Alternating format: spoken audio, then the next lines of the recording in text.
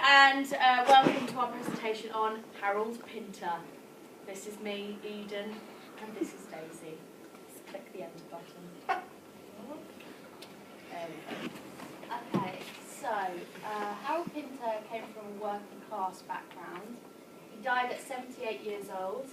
He started as an actor and then started to be a screenwriter and a director.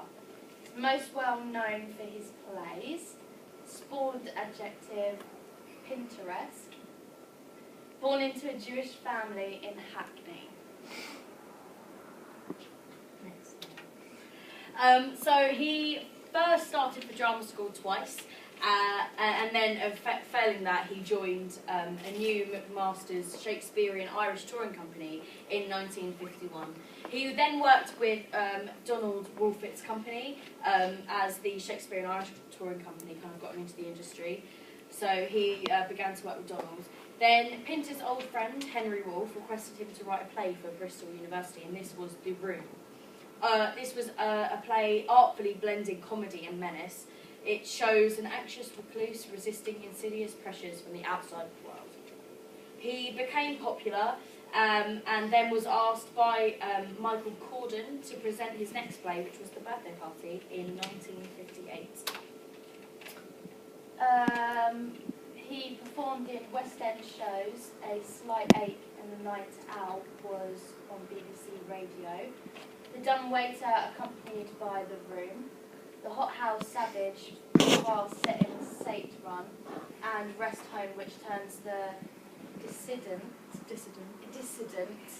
inmates into model citizens.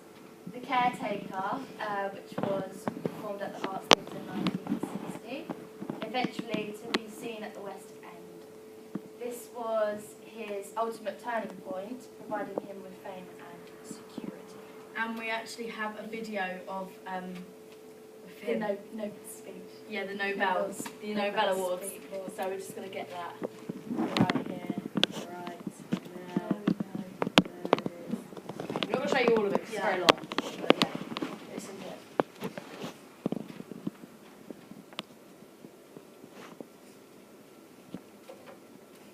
I'm very sorry that I can't be in Stockholm.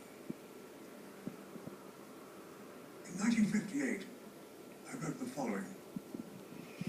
There are no hard distinctions between what is real and what is unreal, nor between what is true and what is false.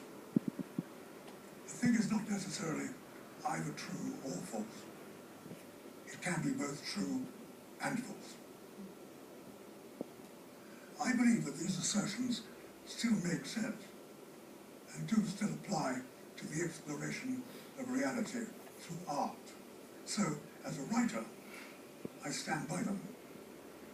But as a citizen, I cannot. As a citizen, I must ask, what is true?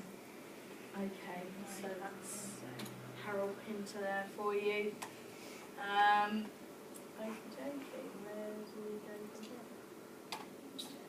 Okay, so there are a lot of political views on Pinter. His attitude towards women was a source of debate and was questioned quite a lot because of the nature of his work. Some saw his work as a fetishistic exploitation of female sexuality, and others saw him as a feminist who congratulated women's strength and resilience. So his work was obviously viewed by different people in many different ways. In 1984, you wrote One for the Road, a psychological complex play showing the tortured nature of the torturer and his unfinished craving for respect, admiration and even love. So we think this play has some harsh themes, which, however, we believe that is what makes it so good, and it's extremely controversial with explosive language throughout. Plays like this always stand out, and especially if they're released within the 1980s, an already opinionated time period. In one of the scenes that I'm studying, for one of the scene studies, I play the character of Nicholas, who is actually a middle-aged man. However, I have managed to characterise him differently to suit my style of acting, and this happened to be easier than it sounds, as the only words I had to drastically change were words such as him, his, man, and chap.